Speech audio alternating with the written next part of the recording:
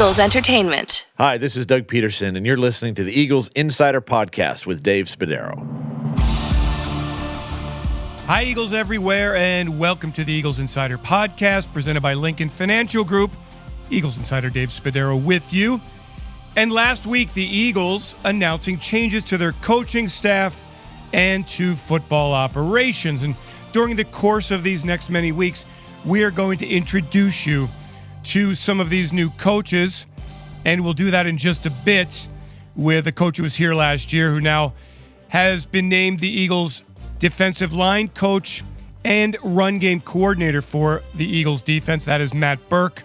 Great interview coming up. He's really interesting. But wanted to touch just a little bit here on some of the changes and what it means, the structure. The Eagles going into 2020 without the traditional structure of an offensive coordinator. And having spent some time in the offices here, understanding how it will all work, Eagles very comfortable with the new format. Rich Scangarello is here as a senior offensive assistant. He'll report to head coach Doug Peterson, and he'll take the input of people like Press Taylor, formerly the quarterback's coach, who is now passing game coordinator and quarterback's coach. The Eagles believe that at some point here in the near future, Taylor will be an offensive coordinator and perhaps more in his very bright NFL coaching career. New to the team, Andrew Briner, a pass game analyst who has studied the Eagles' RPOs, and he's looked very closely at the way the Eagles have used their 12 personnel, one running back and two tight ends. So he will enhance what the Eagles do there. Eagles also bringing in former NFL wide receiver and a longtime coach in the NFL, Aaron Moorhead, as the wide receivers coach. And he is a commanding presence, well-spoken, confident, but not arrogant.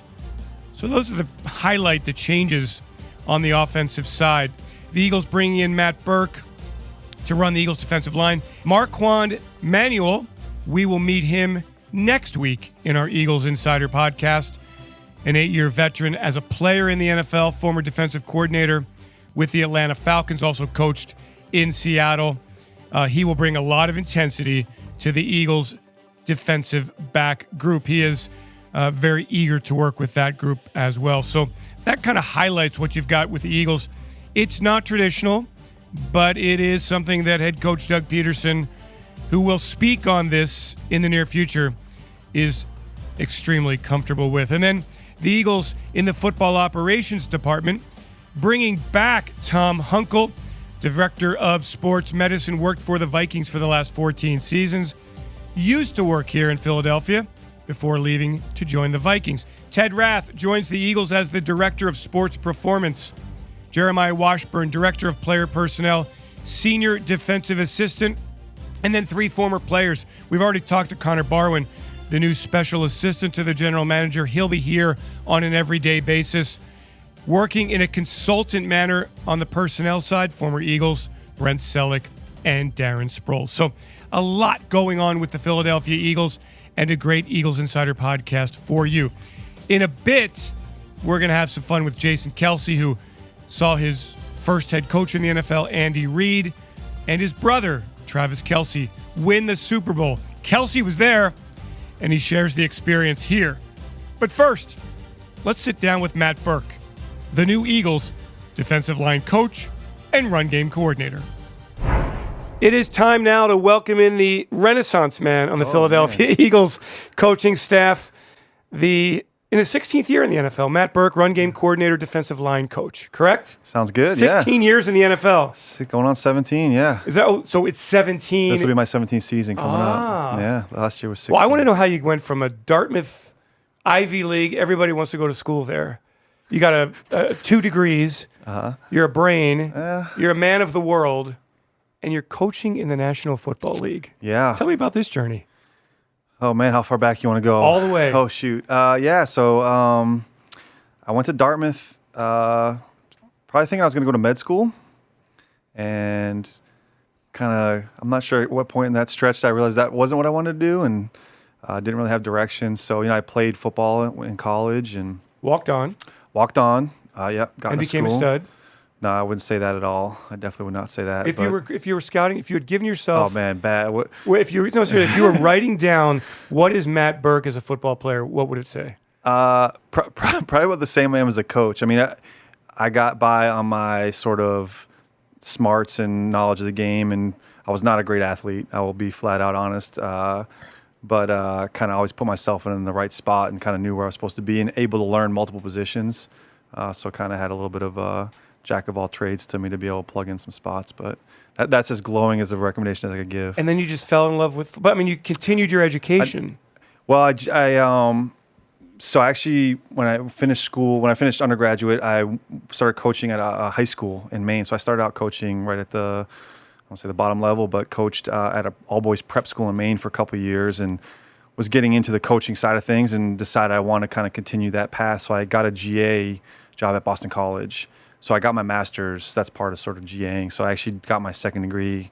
I got a master's in education while I was a graduate assistant at Boston College and finished that. And still, like, it was funny, all along the way. And, my parents were not concerned, but, like trying to figure out, well, what are you doing? Yeah, why did I send you to Dartmouth to go coach football? And did they pay for Dartmouth, or did you get?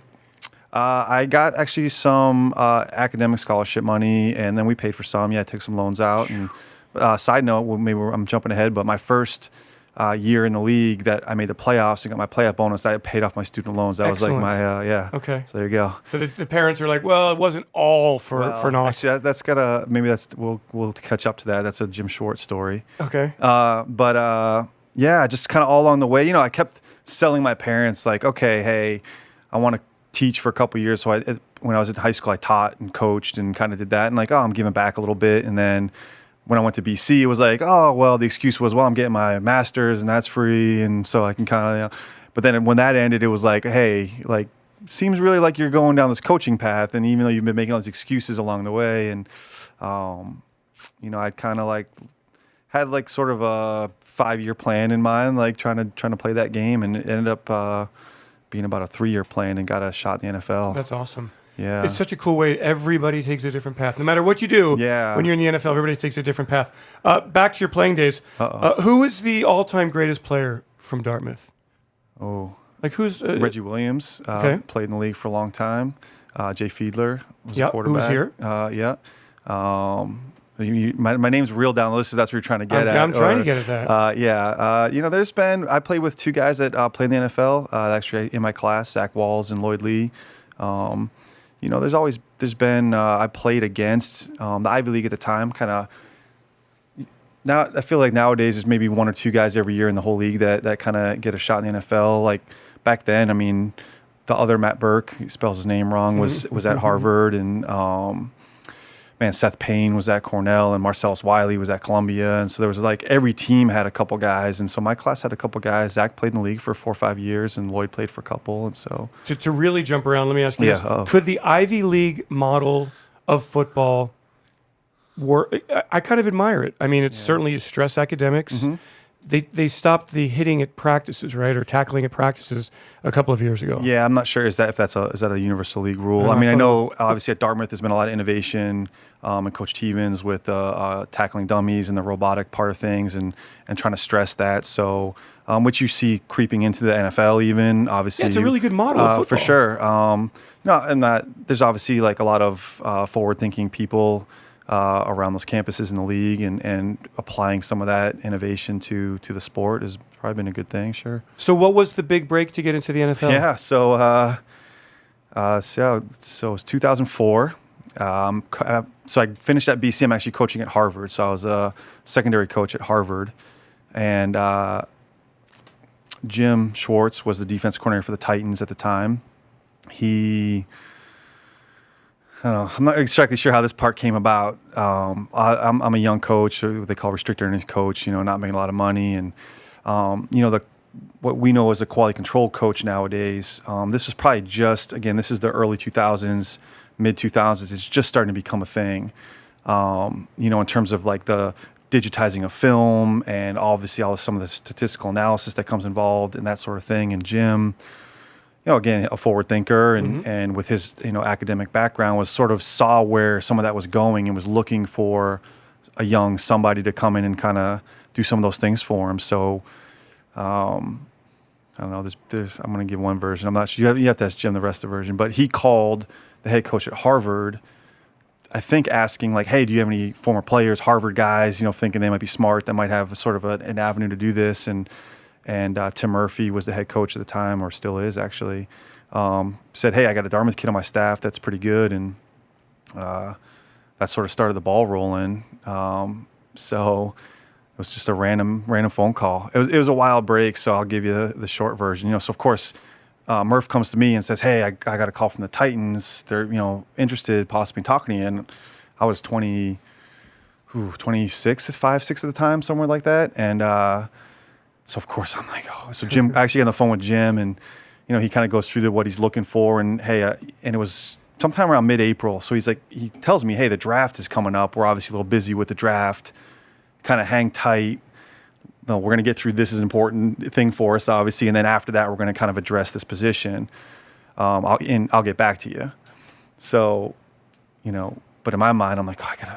So I email him a copy of my resume, fax him a copy of my resume, like FedEx him a copy of my resume. Fax yeah, that's. By the way, kids out there were things called fax machines. 2004, yeah. And so then you're trying to. This is a business that's kind of who and I didn't know anybody in the NFL at the time or any connections at all. And but I'm reaching out to some people I know to see if they have any ties to Jim, or does anyone know this guy? I basically got cold called, and so I had a couple of very loose connections of one of my coaches at Dartmouth was actually a former college teammate of Jim's. So I'm, "Hey, can you call him for me?" And so anyways, about a week later, I get a call back from Jim. I won't do too much of a Schwartz impersonation, but right. Hey, like, give me a Schwartz impersonation. Hey, guy, like I thought I told you to wait, till after the draft. We're a little busy here. Like, I got you 7 copies of the resume. Like, thanks for that. And every time I pick up the phone, someone's talking about you. Like, can you chill out for a few minutes until I get this done? So, then of course I'm panicking. Like, oh, I blew it. He's mad at me. But the week after the draft, they flew me down and interviewed with him, and Coach Fisher obviously offered me a spot. And, wow. So that was kind of like, That's it was like cool I said, story. very blind break. I didn't have any ties or connections. And your responsibility, and we'll talk about your relationship with Jim because you've coached with him in Tennessee, in Detroit, last year with the Philadelphia Eagles also. What is the responsibility? You mentioned digitizing video. Yeah. What other stuff did you do? And for people who think it's a glamorous job to get into the NFL, what were your days like? Yeah, so I actually lived in my office. They didn't have an office for me when I moved there. It was kind of a creative position. Again, this was sort of just started coming in vogue, and they literally I had a storage closet that they took and just threw a desk in. No windows, right in the middle of the building. It was a literal storage closet. They cleared out and put my desk in to make my office. So.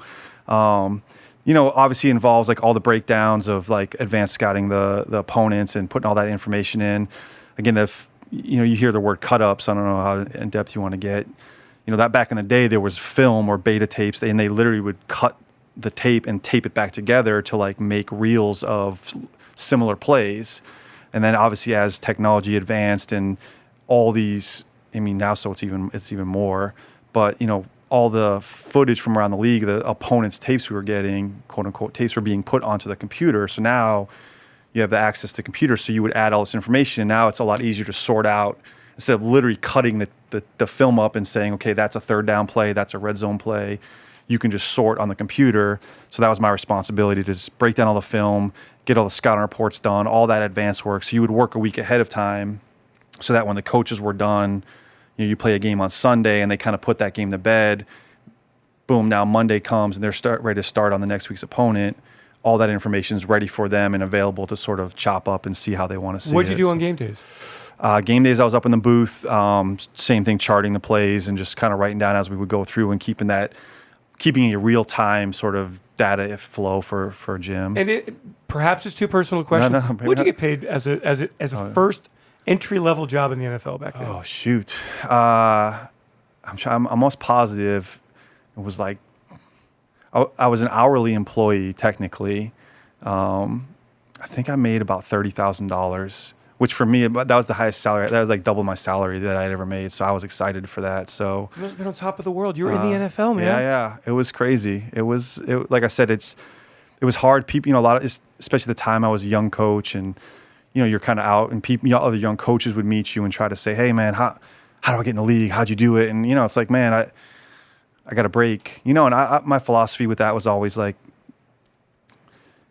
you can never manufacture that break. Like I could never have set up a situation where Jim Schwartz called Harvard and I was there. But, my philosophy, and it's still to this day, to be honest with you, like I'm going to work hard and do a really good job and try to be the best coach I can in the position I'm in, and then if that break comes, then Tim Murphy's going to say, hey, I got a really good young coach on staff, and then I did the same thing when I went to Tennessee and I did that job for 5 years. I mean, it was a long, grueling 5 years of doing that work day in, day out. And, and then when Jim gets the head job in Detroit, I'm not to jump ahead, but then he says, okay, hey, I got a kid that's worked his ass off for me for the last 5 years and has shown this capability. Now I'm going to advance him to the next level. So Linebackers in Detroit. Yeah. 5 years? 5 years. How was that? How was Detroit? Because a franchise that has not had a lot of success, that was really have no success before you guys got there, and then there was some success. Absolutely. Amazing experience. It was my first full-time position job, so that was kind of obviously a sort of a milestone for me. But we got there after their 0-16 year, and in those next 3 seasons, we went 2-14, 6-10, 10-6, and made the playoffs for the first time in whatever it had been, 20 years. So it was really cool. It was unique. I mean, it was a true breakdown and build back up, and to be part of that, and with Jim sort of spearheading that to say, here's my vision, here's a philosophy, and to see that play out over those 3 years where we went from 0-16 to 2-14 to 6-10 to 10-6 and have that success and build it like that. It was really cool. And honestly, another side of this, I think Philadelphia actually fans can kind of relate, sort of to this in the sense of, because I get the same feeling here. Detroit, at the time, so I got up there in 2009. Economy's bottomed out. Car companies are going bankrupt. The city's, probably at one of its lowest points, murder capital of the country and all that stuff. And there was still such a sense of pride. And I mean, our fans there were awesome. I mean, it was loud stadium. I mean, even they had just come off an 0-16 year. I'm kind of out thinking like, oh, they're gonna hate us. Like they hate all, But it was almost like they sort of like it was sort of a counter to the rest of the nation was looking at Detroit as this like scourge of the of the country, and the people there were just so prideful and loved. I'm from Detroit and proud of it, and flying colors, and game days were really cool, and so it kind of like as a city was sort of making that recovery, we were building the Lions back up to a winning program, and it was kind of cool to like sort of mirror that, and the same obviously passion that you see here in Philadelphia. There was that element there in Detroit. And then it ends, Matt. Yeah. Okay. So like psychologically, yeah, you're a single guy back then, I right? What do you do? Like how do you make the next step? It's they say you're not really a coach till the first time you get fired, and that was the first time I had been, let go from a staff. And how do they tell you to get fired? Oh, it's different. So there, they let Jim go after the season. They told the rest of the staff, which I think is somewhat typical. Basically like, hey, well, we're going to keep you around, and whenever we hire a new coach, you'll have the opportunity to sort of interview with them or meet with them and see if they want to kind of keep you on or if there's a spot there. But hey, we're also not going to stop you from looking for other jobs, obviously. So you kind of start that process of just sort of putting feelers out. At that point, I had been in the league for 10 years, and you have some connections. You start calling some friends, hey, what's going on down here? Or, who's getting a job, or is there a spot open? And so they hired Coach Caldwell, and so I had a brief interview with him, and that they were just going to go in a different direction. And again, to my patron saint, I mean, Jim actually. So I went to Cincinnati after that. The Bengals had a spot open, and Jim had a long history with Marvin, Coach Lewis, and when they had a spot open, I was trying to get in, and so he kind of got me an interview opportunity down there, and I went down and interviewed, and was offered a job there. So moved down 75 to Cincinnati. And then a couple of years in Cincy, then defensive coordinator with the Miami Dolphins. Yeah. How was that experience running a room, running one side of the football? It was good. Obviously not as successful as from a wins and loss standpoint as you would have hoped, but it's something that obviously, again, another milestone in my career and what I've been aspiring to is on a personal level. And it's different. You got as linebacker coach for that long period of time, and you have this group of 6 to 8 guys, and you're responsible for that, and you have a very focused job. I got to get these guys ready to play within this scheme and motivate these guys and sort of thing. And it's a lot closer knit situation. Then you get in front of the big room and you got all 3 levels of defense, and you're responsible for seeing a lot bigger picture things and handling all these issues and making sure everything's fitting together the right way. So did it change you, Matt?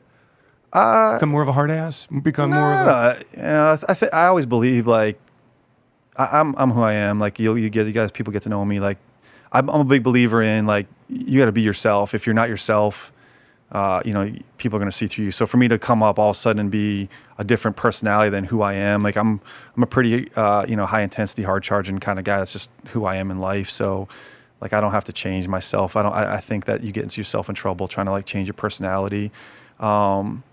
Again, I think it's just, for me, it was a challenging, I like the challenge intellectually of, okay, now it's obviously a lot bigger picture, and playing that mental game of how these pieces fit and coming up with strategies to try to stop opponents and those sort of things. So it was a cool experience for me. Again, unfortunately ended not in the way you wanted to. They never do, but it was a great experience. There's only one team happy at the end of the year. Yeah, for sure. You were in Philadelphia last year, and whether fans were aware of it or not, special assistant with the defense, coming in because Jim is here, I guess, the relationship.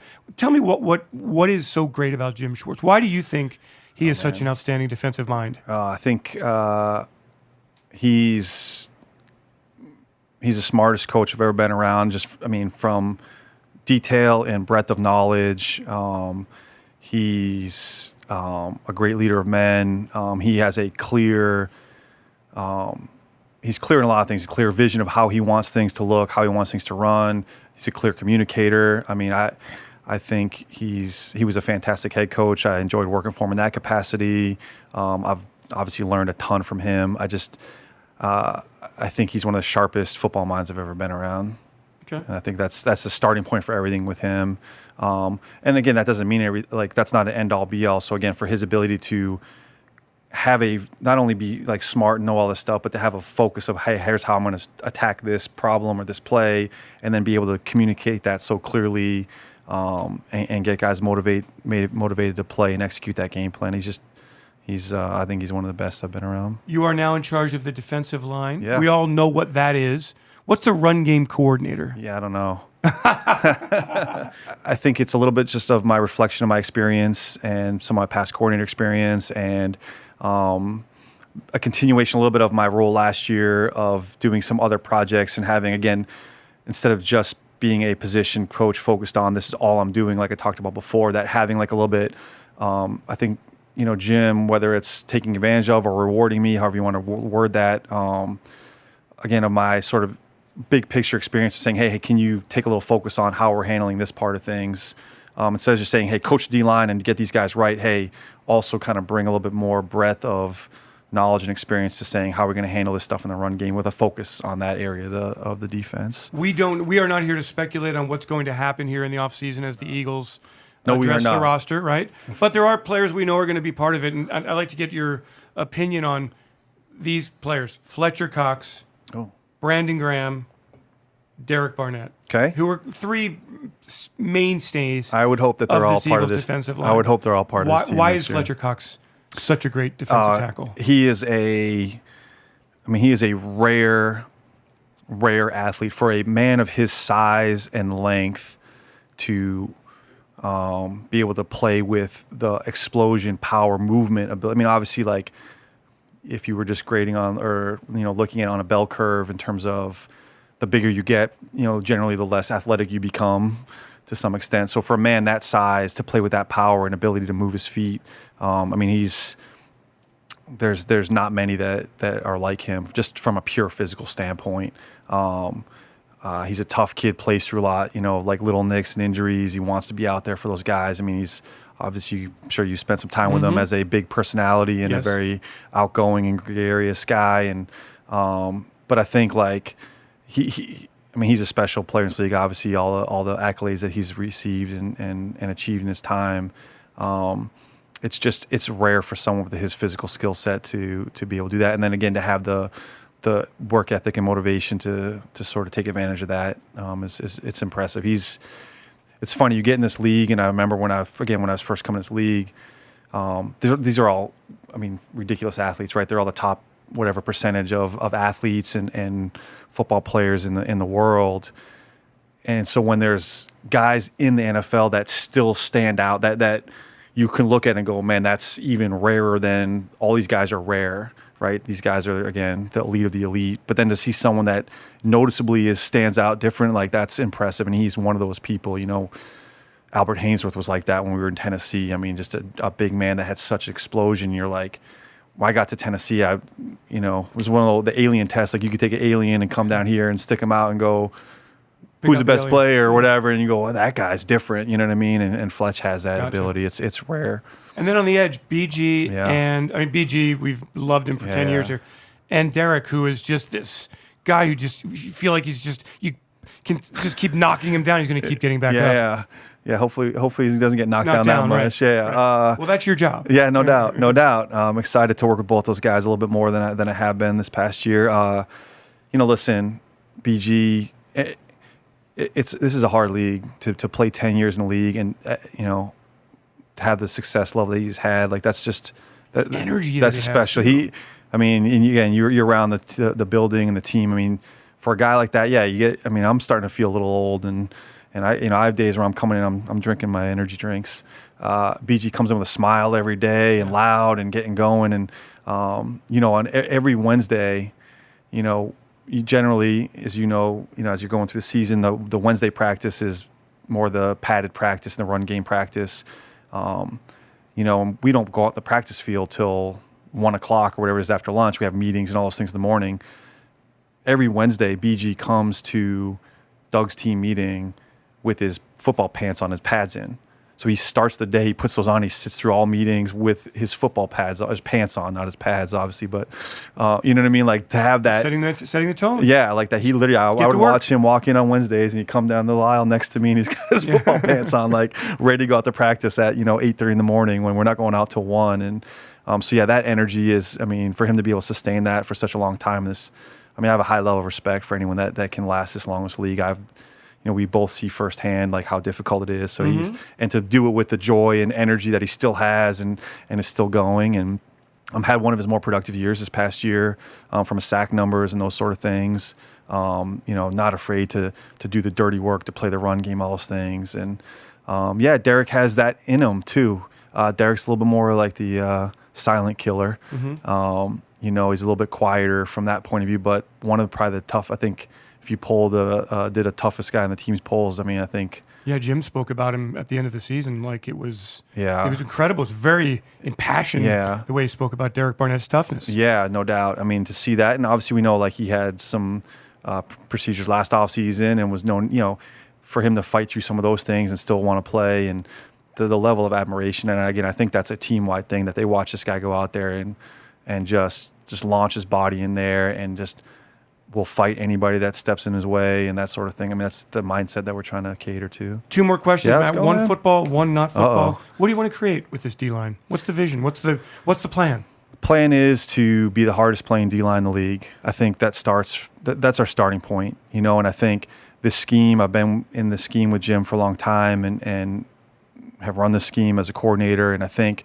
the starting point for everything is, it's an attack mentality, and we have to go be the hardest playing D-line in the league. Like that's what this scheme is built on. It's funneled through the D-line. Our starting point is going to be that, utilizing the energy of BG and those type of guys and the attitude, and the toughness of Derek. And we have to be the fastest, hardest, most attacking defensive line in the NFL. And that's schematically and technically, all that stuff's going to come from there, but that's going to be our identity. All the glamour guys, they get all the commercials, and we don't. But we see it year after year. while there's all these points scored in the regular season, when playoffs come, it's the defense that wins, and it's the defensive line that sets the tone for everything. Does. And again, this scheme is set up that way. And it's been funny, like seeing, if you look at the playoffs the last couple of years, things start to tighten up a little bit, and everyone's playing things a little differently. And some of the defenses have kind of come to the forefront. I mean, these guys 2 years ago had a good run. Great run. Depth. Coming off the mix, versatility, all that, and then relentlessness. Well, that mentality, again, that relentless mentality is where it has to start. And again, I think that our D line is the engine that's going to drive this defense, and that's kind of a little bit how we design things. So we're going to get those guys doing that. And then finally, I referenced you as a Renaissance man when you walked in here. So I look in your bio. You climbed Mount Kilimanjaro. Mm-hmm. You went on a safari in Botswana. Mm-hmm. You. Uganda, you did some charity work there? Yeah. Right? I did. So what is this man in nature thing you got going? Just to get away from it? A little bit. Yeah. It is partly for me, this profession. We talked about the media stuff and the scrutiny we're under, and go ahead. It's a lot of pressure. There's a lot of pressure in this. There's pressure, and it's high intensity. It's a high performance, business, which is, again, fine. So, we don't really get a lot of time off, but the time off we do get is in that summer, kind of right before training camp starts, when OTAs finish, in the beginning of June or middle of June, and that's really the coaching world. That's our time off till the end of July when we come back for training camp. And again, once we come back, it's 6 months straight of go, and we're trying to win ball games and all that. So it really started. My first time I took a trip was the year after my first year in Tennessee, and it was like, hey man, I want to get out. And I've always enjoyed hiking and doing those sort of things. So I started taking trips, and it's kind of become like an off-season thing for me, that every year I just and generally try to go somewhere where I'm not checking my phone for updates, or I'm not reading about this and that. And it's I try to get as remote as possible where no one can find me, and get in some mountains or some jungles and go have some fun. As I learned the other day having lunch with you, however, lifestyle change. Youngin at home. Yeah. Wife at home. Yeah. You're not going to Uganda, bro. You're done. Well, I don't know. So so we actually, her and I got engaged in Uganda, hiking with gorillas on the Rwandan border. So she's been on some trips with me. We've like I said, we went to Uganda. We actually went to Africa. She was with me in Botswana and Zambia. We actually went to Iceland this off season, even when she was pregnant. So.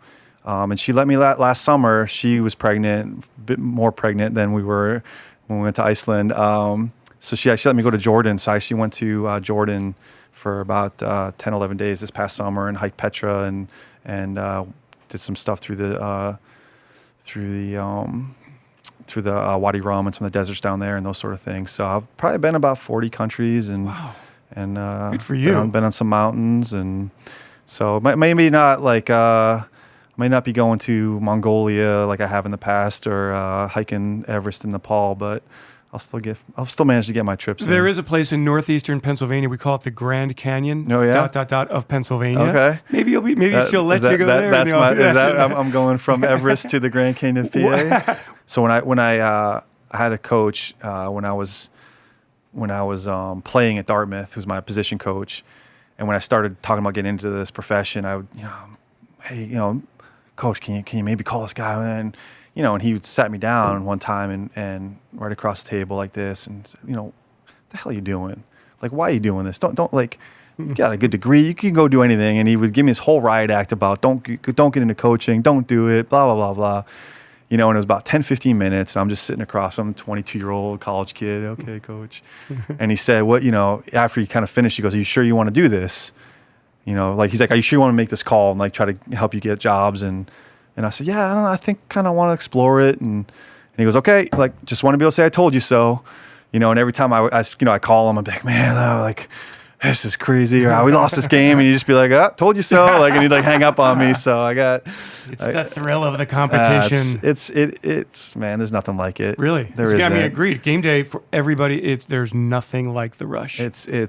I feel like, and again, partly with me, my hiking and being outdoors, and I'm a fairly like high adrenaline guy, like bungee jumping and skydiving and doing all these things. Like, it's hard to I can't picture myself in a different profession that doesn't have sort of the ups and downs and the emotional ride and the energy that you can bring in this profession. Well, Matt, we thank you so much for coming by. Yeah, thanks. It was awesome. Great to get to know you, Yeah. and thanks for joining the Eagles Insider Podcast. All right, man. Thanks for having me. Thanks so much to Matt Burke for that extremely interesting discussion about his journey to Philadelphia. When we return, how about some Jason Kelce? It's been 2 years since we heard from him, at least from a speech standpoint, a Champions Parade standpoint.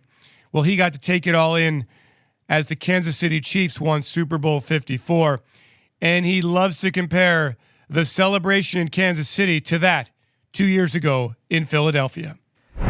It's NFL draft season, which means the NFL Scouting Combine is here. And if you want to be caught up on everything that is going on out in Indianapolis, make sure that you are subscribed to the Journey to the Draft podcast driven by AAA. I'm Fran Duffy, Chris McPherson, Ben Fennell, a number of great guests. We're going to have Howie Roseman. We're going to have NFL scouts. We're going to have great analysts from around the country. You do not want to miss any of our coverage from the Scouting Combine. We're going to have wall-to-wall coverage. Every day that there are drills, there will be a podcast recapping what you need to take away from the drills. We're going to have previews, everything you need from all the action out in Indy. Make sure you tune in to the Journey to the Draft podcast driven by AAA.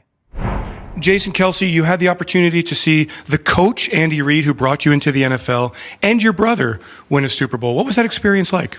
It was incredible. It was pretty nerve-wracking sitting in the stands. Obviously, you can't control much. All you want to do is help or be there for, in my case, my brother. Andy had been looking for this for a long time, deservedly so. Everybody knows he's been one of the best coaches in the NFL, in the history of the NFL. And for him to be missing this one, this one piece of hardware that really signifies, a coach's legacy. I was really, really happy for him to finally get that done. And I still remember sitting in the stands. It's weird in a Super Bowl because the fans for both teams are all sprinkled throughout the stadium, and I knew right then that I'm not made for sitting in the stands because I was real close to just. I was getting very upset with a lot of the 49ers fans, and they were doing nothing wrong. They're just cheering. But, I think I was taking things a little bit too personal, probably. Did you relive Super Bowl 52 at all? Or at least get from a different perspective? Definitely before the game started. As a matter of fact, I texted some people before the game started. We need to get back to this. It was a very, it kind of, a lot of it comes, running back to the emotions of leading up to the game, seeing the Roman numerals on the field and all that. And, it definitely makes you remember the team and the group that got it done last time, and how close we are to potentially doing it again. And I think that there's a lot of emotions going on before the game, but once the game starts, for me, I was totally in it with my brother and Big Red and a lot of the guys on the staff and that team that I still have close relationships with. How was the after party, Chiefs versus Eagles? That's tough to say. Obviously, I'm a little bit biased. I'll probably go Eagles, but I will say the Chiefs had one thing that was set up pretty nice. They had a little family section. So if you wanted to get away from the just monstrosity in the crowd and whatnot, you could kind of sneak away, which I thought was nice. But outside of that, the Eagles after party was one to remember. Yeah. And then you were at the parade, Jason. A, what was the Kansas City Chiefs parade like? Yeah. And B, did it give you a different perspective or a different appreciation for what happened in Philadelphia? It did. Yeah. I think obviously. We had a pretty dang good parade here in Philadelphia. And one thing, just watching it on TV, I wasn't in Kansas City, but I thought the production value in Philly was much better. I thought you did a much better job, Dave, as I told you during the speech. I think that you did a much better job at emceeing it. It just felt like everything was coordinated so much better in Philly. It seemed like the fans were more into it. It seemed like there was a larger turnout. But, I don't want to take anything away from them. They still had a great time. My brother was chugging beers, being poured down to him off the bus by Patrick Mahomes, still completing passes. And I think, it looked like those guys had a lot of fun. Yeah, well, it's fun to win a Super Bowl, so let's win the share. Yeah, I'm in. Let's do it. And that will do it for this Eagles Insider podcast presented by Lincoln Financial Group. Thanks so much to Peter Kelly for putting this all together. And thanks to you for joining us. We ask that you subscribe, that you rate us, that you provide feedback, and, of course, that you pass the word as we continue to grow our Eagles Insider podcast performance for you. We want to give you what you want each and every week. Next week, we've got defensive backs coach Marquand Manuel here talking about his very interesting trip from the University of Florida to the NFL as a player and now to Philadelphia working in the defensive secondary. So please join us next week for that edition. Eagles fans, thanks so much for joining. Have yourselves a great Eagles day, everyone, and fly, Eagles, fly. E-A-G-L-E-S